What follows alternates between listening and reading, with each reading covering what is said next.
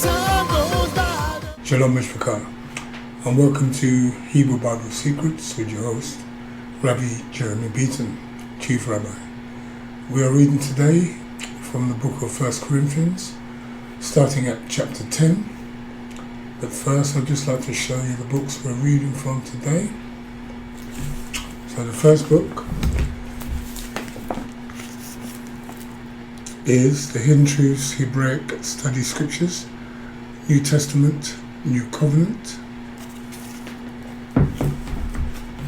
and also for references from time to time we'll be going to The Hidden Truths Hebraic Scrolls, Tanakh, with commentary. Okay, and if you also want to learn about the Sabbaths and the Holy Feasts, please buy yourself a Forever-Israel Siddur Daily Living Prayers. You can buy all of these books on Amazon, and these books have been transliterated from the Hebrew back to the English by Rabbi Salman Altaf Hakohen. Okay, so without further ado, 1 Corinthians chapter 10, verse 1. 1. Moreover, brothers, I would not want ye to be ignorant, how that all our avot, fathers, were under the cloud, and all passed through the sea. 2. And were all immersed in Musa, in the cloud and in the sea. 3. And did all eat the same spiritual food. 4. And did all drink the same spiritual drink, for they drank of the spiritual rock that followed them, and the rock was Messiah. 5. But with many of them Elohim was not well pleased, for they were cut down in the wilderness. 6.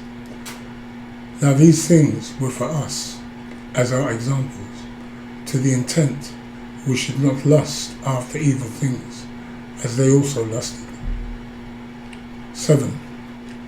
Neither you be idolaters, as were some of them, as it were written, the people sat down to eat and drink, and rose up to play. 8. Neither let us commit whoring, as some of them committed, and fell in one day 23,000. 9. Neither let us test the Master Yahweh, as some of them also tested, and were destroyed by serpents. 10. Neither complain, as some of them also complained, and were destroyed by the destroyer. 11. Now all these things happen to them for examples, and they are written for our instruction, upon which the ends of the ages have come. 12. Therefore, let him that thinks he stands take heed lest he fall. 13. There has no temptation for ye but such that is common to man. But Yahweh is trustworthy, who will not permit ye to be tempted above that ye are able, but will with the temptation also make a way to escape, that ye may be able to bear it. 14. But my dearly beloved, flee from idolatry. 15. I speak as to wise men, consider what I say. 16. The cup of blessing from which we bless, is it not sharing in the blood of Messiah? The lechem, bread, which we break, is it not the sharing in the body of Messiah? 17. For we, being many, are one lechem, bread, and one body, for we are all partakers of that one lechem, bread. 18. Behold Israel after the flesh. Are not they which eat of the sacrifices partakers of the altar? 19. What shall I say then? That the idol is anything, or that which is offered in sacrifice to idols is anything? 20. But I say that the things which the Gentiles sacrifice, they sacrifice to demons, and not to Yahweh. And I would not want ye to have fellowship with demons. 21. You cannot drink the cup of Yahweh and the cup of demons.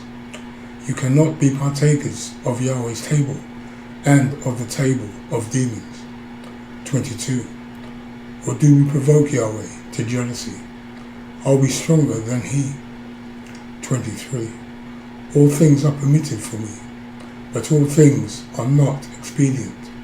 All things are permitted for me, but all things do not edify. 24.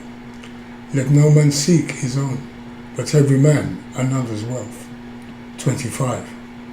Whatever is sold in the marketplaces, which you want to eat, scrutinize, judge, and be sure asking questions for conscience sake. 26. For the earth is Yahweh's, and the fullness of it. 27. If any unbeliever invite ye, and ye be disposed to go, whatever is set before you, scrutinize, judge before eating, asking questions for conscience sake. 28.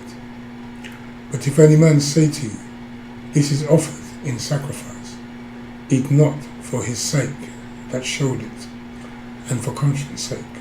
29. Conscience, I say not your own, but of the other. For why is my liberty judged of another man's conscience? 30. For if I partake with thanks, why am I evil spoken of for that which I give thanks? 31. Whether therefore you eat or drink, or whatever you do all to the glory of Yahweh. 32. Give none offence, neither to the Yahudim, nor to the Gentiles, nor to the congregation of Yahweh. 33. Even as I please all men in all things, not seeking mine own profit, but the profit of many, that they may be rescued. Okay, so that now brings us to the end of chapter 10, 1 Corinthians. So let's go back and have a look at some of the footnotes. Okay, so the first footnote we have is in verse 7. Neither be you idolaters, as were some of them, as it is written, the people sat down to eat and drink, and rose up to play.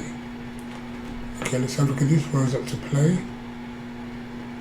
So we have here, from Exodus 32 and 6, the term play means they were involved in sexual orgies. Okay, let's read that again. From Exodus 32 and 6, the term play means they were involved in sexual orgies. Okay, so let's go to the next footnote, which is in verse 25. Whatever is sold in the marketplaces, which you want to eat, scrutinize, judge, and be sure asking questions. Okay, so let's have a look at this. So we must ask questions before we eat, so that we do not break Yahweh's Torah in ignorance. That is what the Greek text says, not what the churches have been ignorantly teaching. Okay? So we must ask questions before we eat, so that we do not break Yahweh's Torah in ignorance. That is what the Greek text says, not what the churches have been ignorantly teaching. Okay, let's go to the next footnote, which is in verse 25. Whatever is sold in the marketplaces, which you want to eat, scrutinize, judge, and be sure asking questions for conscience sake. Okay, let's have a look at this, for conscience sake. So we need to ask questions. The Strong's word used here is G350, anakreno, means to scrutinize, to judge a matter rightly. The word is not in the negative, but in the positive. That means ask if not sure. We must remember that the concern or context of this verse is not unclean meat, versus clean but common acceptable meats sacrificed to idols versus those that were not sacrificed to idols, stated in 1 Corinthians 10:18. Furthermore, most Christians who perhaps did not look into the early 1st century culture did not grasp this verse, will for sure jump to the conclusion automatically that this is regarding meat when it regards something greater. The Torah commands permissible meats, and the only requirement is to kill the animal humanely and bleed it. There is no other requirement of modern labels like people pay high prices for. Would you sit in with the Chinese and eat snakes fried without asking questions? The context of 1 Corinthians 10 is not a discussion whether the Hebrew diet is right or wrong, but the context is adultery and idolatry, mixing seed. So the context is not breaking Torah, but how to walk right. Paulus starts with a discourse on Israel and its ways, then coming out up to the verse, or up to verse 14, says, do not do likewise, else we would likely face the same results. In other words, Christians cannot escape judgment for living idolatrous lives. Paulus is using proof texts by admonishing the people from Deuteronomy 32:16-17. Many similar discussions took place among the Hebrew people. In the Talmud, we have a similar discussion in Chulin 95a as follows. If there were 9 meat shops, all of them selling ritually slaughtered meat, and one shop selling carrion, and a man bought meat from one of them, but he does not know from which of them he bought, it is forbidden because of doubt. By the way, this is the Talmudic ruling. However, we do not regard such rulings today, as the only need is to verify that the butcher has slaughtered the animal humanely and bled it. There is no scriptural requirement to salt the meat. That was a custom, and custom is not Torah law. Okay, so let's go to the next footnote, which is in verse 26. For the earth is Yahweh's, and the fullness of it. So let's have a look at this. So quoted from Psalm 24:1, where it is apparent that the whole world belongs to Yahweh, and certainly not to the deceiver Satan, as many have been teaching in churches errantly. Okay, so let's go to the next footnote, which is in verse 27. If any unbeliever invites you, and you be disposed to go, whatever is set before you, scrutinize, judge before eating, asking questions for conscience sake. Okay, so let's have a look at this. Asking questions for conscience sake. So we need to ask questions, and that is the correct context. The Strong's word used here is G350, anakrino, means to scrutinize and to judge carefully.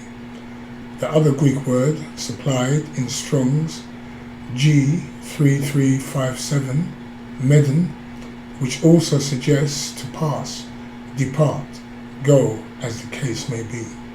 Now let's do some testing.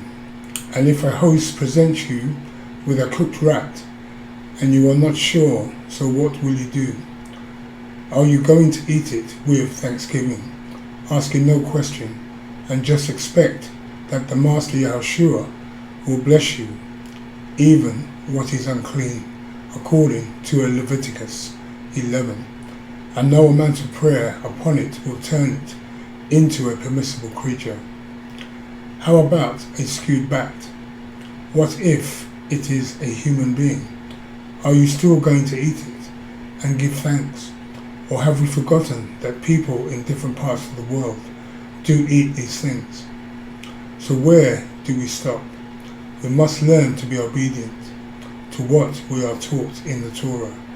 That is what faith is about, and is Torah Leviticus 11, was given not for him but for our guideline to stop us from second guessing our food habits. In 1 Corinthians 10:27, it is easy to understand that in context it refers to knowing what is right from wrong. Many believers would do well to learn permissible meat and stop chasing after glatt kosher labels that have no Torah precedence to pay high inflated prices. If you eat the correct permissible meats, then you would avoid many illnesses, proving that following Yahweh's laws have many blessings. Queen Elizabeth I moved her court to Windsor Castle to avoid the plague in London and made it lawful to hang Londoners coming her way. This is how serious it was at the time. Today, the swine flu, with over 100,000 cases in a short space of time, does the same killing without prejudice, both young and old, and we wonder why. Okay, so let's go to the next footnote, which is in verse 29. Conscience, I say, not your own, but of the other, for why is my liberty judged? Okay, so let's have a look at this. For why is my liberty judged? So the word liberty is another idiomatic term for Torah freedom. Okay, so let's go to the next footnote, which is in verse 31. Whether therefore you eat or drink or whatever you do all to the glory of Yahweh. Okay, so let's have a look at this. So in effect, Paulus is correct. Eating does not give you salvation, but obedience does. Just because people claim a permissible animal, such as a goat, is offered to an idol, does not mean that goat became unpermissible. When you take that same goat, give thanks to Yahweh, and slaughter it, that goat is fit to eat. Okay, so that now brings us to the end of 1 Corinthians chapter 10. So I thank you all for watching, and I hope to see you on the other side. This is Rabbi Jeremy Beaton, Chief Rabbi, saying thank you for watching, and Shalom Shalom. Baruch Shem, Kivod, Malkuto, Leolam Va'ed. Benevolent be the name of his esteemed kingdom, forever and ever and ever. Amen.